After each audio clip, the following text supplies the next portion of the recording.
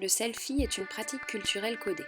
Issue d'une longue tradition artistique, cet autoportrait 2.0 commence à être reconnu dans le monde de l'art, en témoignent quelques expositions qui y sont consacrées. Mais avec le selfie, le plus souvent, le sujet de la photographie passe en second plan, derrière l'individu.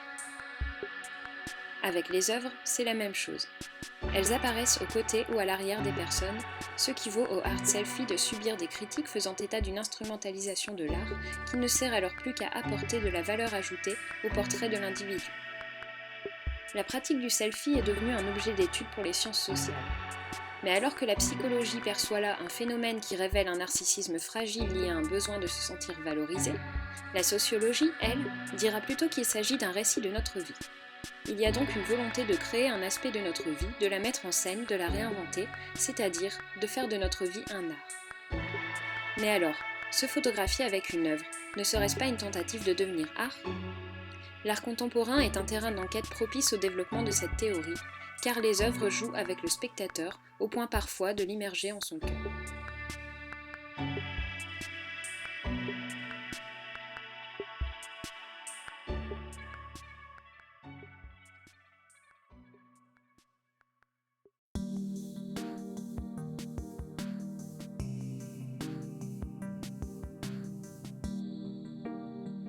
La critique d'une instrumentalisation de l'art repose sur un enjeu important et régulièrement discuté, qu'est la valeur de l'œuvre. Michael Fried, dans La place du spectateur, explique que l'œuvre d'art n'existe que par la présence de ce dernier. Or, dans un selfie, l'œuvre n'est pas l'objet principal et la personne lui tourne souvent le dos.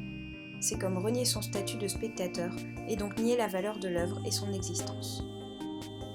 L'art aurait perdu son caractère sacré, son aura, par la reproductibilité technique au sens de Walter Benjamin, et serait alors relégué au rang d'ornement d'un selfie. Théodore Adorno y aurait sans doute vu là un aspect du processus d'industrialisation de la culture et son uniformisation avec le phénomène art selfie. Mais si on regarde plutôt du point de vue de Marcel Duchamp, qui disait que le spectateur complète le travail de l'artiste, on peut alors lui penser un changement de posture, ce dernier devenant acteur. Et que dire des diffusions à tout va des photographies d'exposition sur les réseaux sociaux ? Certains disent qu'il n'y a plus besoin de se déplacer pour connaître l'exposition. Les plus sceptiques pensent que l'œuvre n'est pas respectée. Mais les images produites ne sont pas neutres. Pierre Bourdieu, dans une étude sur la photographie, écrit que le sujet s'y exprime avec ses goûts, ses attirances et ses valeurs. Même si les comportements peuvent sembler banals et stéréotypés, ce n'est pas vrai pour autant que l'on prenne tout indistinctement en photo.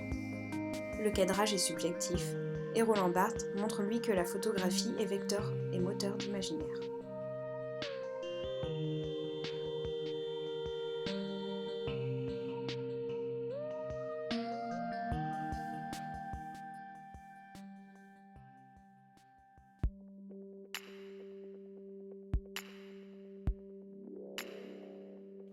Prendre une œuvre en photo, c'est une manière de se l'approprier, d'en raconter quelque chose. En outre, cela contribue à lui donner du sens. La photographie d'exposition n'ampute pas l'œuvre de son aura. Elle ne la dématérialise pas. Certes, il y a ces groupes au comportement touristique qui semblent ne vivre l'expérience de leur visite qu'à travers leur caméra mobile, pensant sans doute pouvoir mieux profiter une fois rentrés chez eux avec ces images souvenirs. Mais d'autres usages de la photographie dans l'espace muséal restent intéressants à étudier. Certains usagers ne prennent en photo que les œuvres qui ont une thématique qui leur tient à cœur. Ils constituent ainsi leur propre version du musée qu'ils visitent.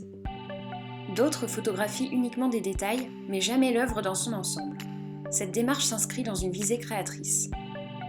Les smartphones actuels sont de véritables petits studios qui permettent la prise de vue, les retouches et la diffusion. Les applications mobiles sont également un terrain de jeu chez les digital natives. À l'heure de la culture du remix, les visiteurs 2.0 s'approprient l'œuvre au point de la réinventer. Contrairement au selfie, qui la place au second plan, ici, l'œuvre se trouve au cœur de l'œuvre. Gisèle Freund appelle les amateurs qui produisent leur propre vision des photomateurs. À travers cette démarche, le photographe personnifie l'œuvre primaire. C'est dans cette dynamique que l'on peut dire qu'il lui rend en quelque sorte son aura.